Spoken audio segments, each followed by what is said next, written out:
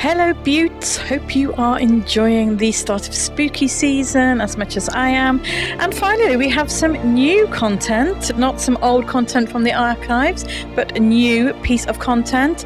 And I thought I would create a zombie with just face paint, because not everybody wants to go out and buy loads of special effects materials.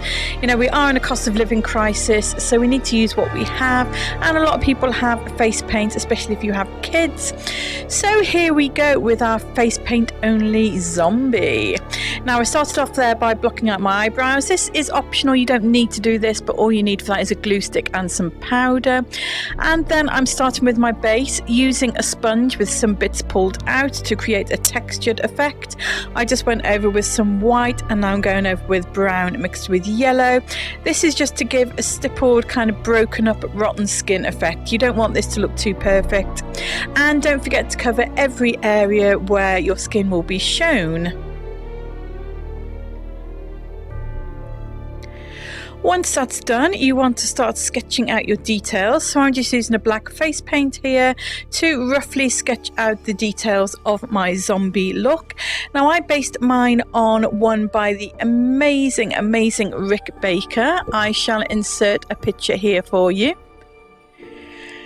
Now obviously Rick Baker is a total and utter legend. He is the GOAT. And he is just incredible, and I couldn't even hope to be even the teeniest bit as good as him, but I wanted to give it a go. And I wanted to, ever since I saw this zombie picture which he put on his Instagram a couple of years ago now I think it was, I've been in awe of it, and I've been wanting to create something similar. So this is a nod to Rick, one of the greatest special effects makeup artists of all time. He is just legendary. Anyway, enough simping over Rick, and back to the tutorial. So as you can see, I am just sketching out all the details in black. Don't worry, you will blend these in later. It looks a bit crazy at the moment. In fact, while I was doing this, I actually did think I looked very much like the skeleton out of Funny Bones, or some other kind of comic book skeleton. But anyway, onwards and upwards. So, like I said, it does look a little bit crazy at the moment, but it will all come together, as you will have seen from the opening shots. So yeah, have faith in the process, Buttes. Have faith in the process.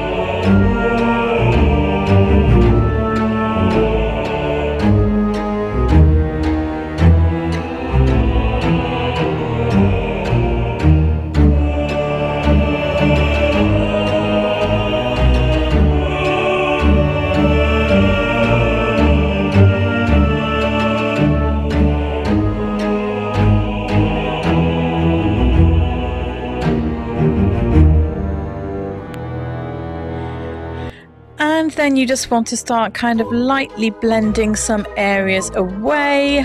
Like I said, this will all come together eventually, but as you can see, I'm just using a sponge to lightly blend the area around my chest. I'm just painting on a kind of a gaunt ribcage effect, but if you wear a costume that covers your chest, you won't need to do that.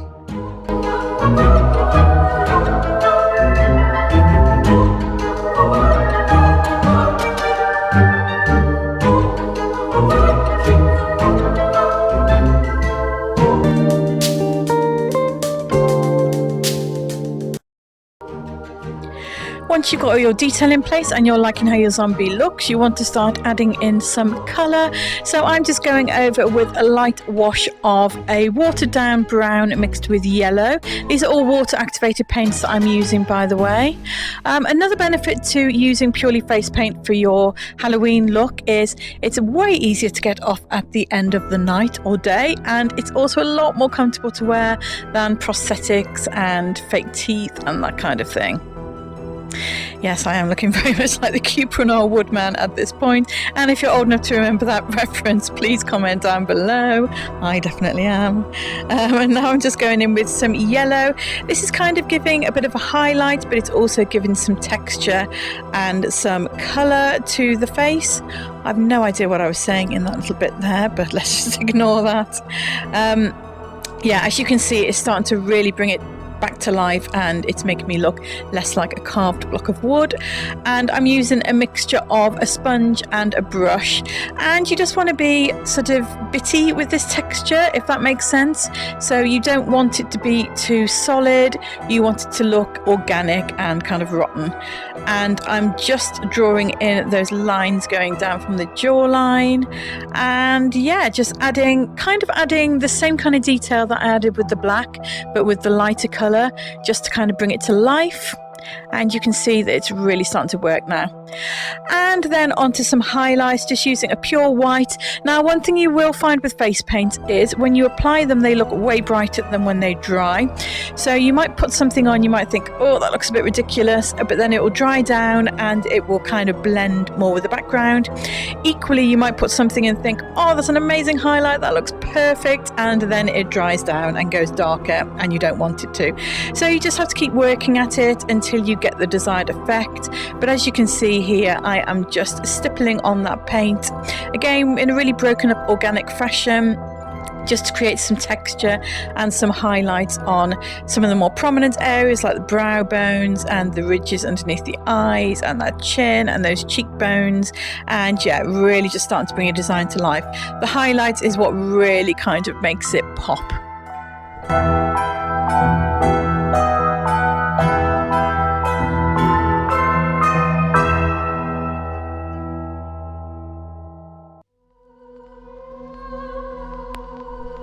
Now, at this point, you might be thinking, Charlotte, that's not a highlight colour.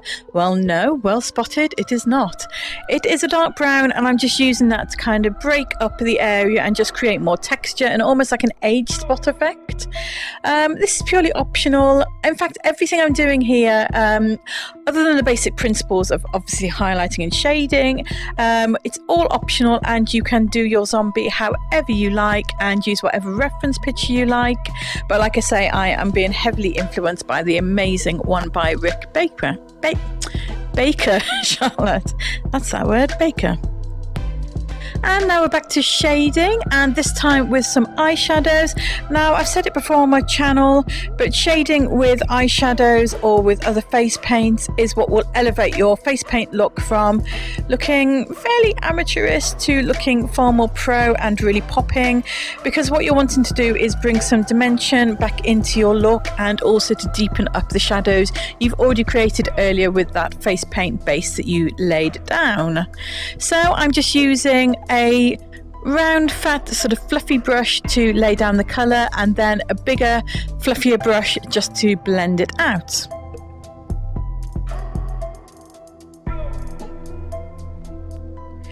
I used a mix of black and a kind of warm reddish brown to add some shading and some more details.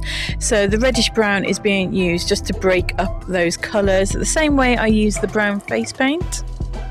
Again, this is purely optional. I just wanted to add a little bit more texture and detail, because again, these are one of the things that kind of just elevates it a little bit. Using a cooler brown here just to create some frown lines, because if you're a zombie, you wouldn't be very happy, would you?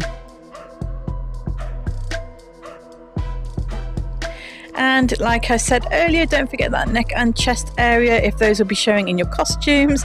And yes, at this point, I did think I was looking rather like a gooseberry with those stripes on my face, but it all works out in the end. Zombie gooseberry. Oh, terrifying. That reminds me of Attack of the Killer Tomatoes. Does anybody remember that? Comment down below. God, I'm really showing my age in this video, aren't I?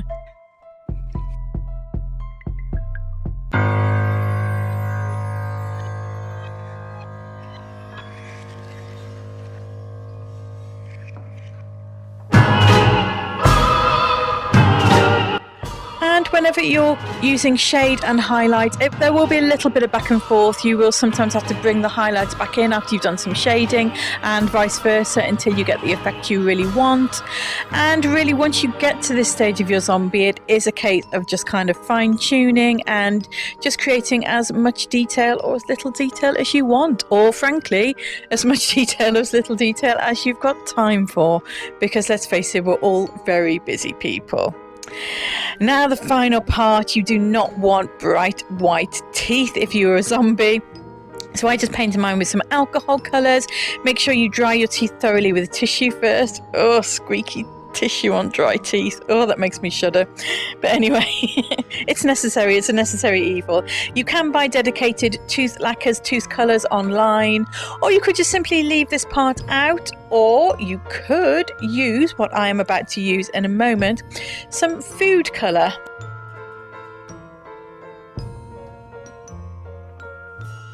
This works incredibly well, and it colours your tongue as well, and it really adds to the effect. However, it doesn't last very long, so I will warn you, you will have to keep topping it up if you want this effect to last. You'll have to take some food colouring out in your handbag or your pocket.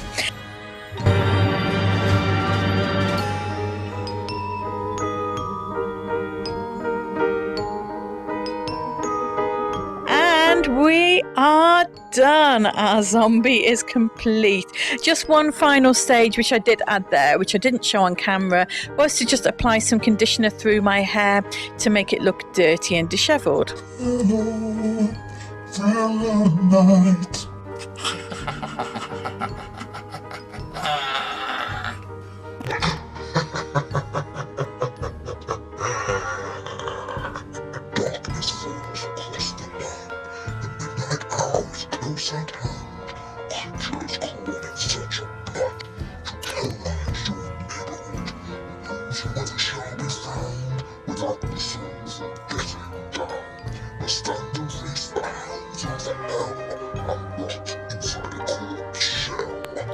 So that's it, beauts. Thanks for watching. Please subscribe if you haven't already, and like, because that really helps me out in the YouTube algorithm. Bye.